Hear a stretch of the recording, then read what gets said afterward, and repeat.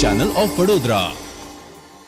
વડોદરાના સુભાનપુરા વિસ્તારમાં એક અનોખો વરઘોડો નીકળ્યો હતો, જેમાં જે રીતે વરરાજાને બગીમાં બેસાડીને વરઘોડો કાઢવામાં આવે છે, તે જ રીતે દીકરીને બગીમાં બેસાડીને તેનો વરઘોડો કાઢવામાં આવ્યો હતો.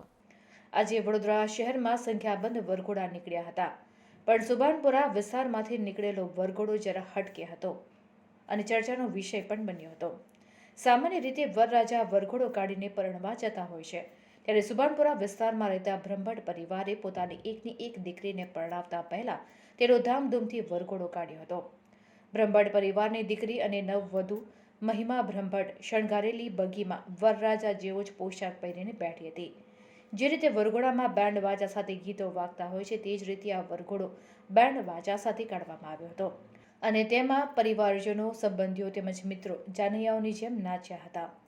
આ વરઘોડો સુભાનપુરા વિસ્તારમાં ફર્યો હતો. લોકો પણ દુલ્હાની જગ્યાએ દુલ્હનના વરઘોડાના દ્રશ્યોને જોતા જ રહી ગયા હતા. ત્યારે દુલ્હન મહિમાનું કહેવું હતું કે મારા માતા પિતાની હું એકની એક દીકરી છું.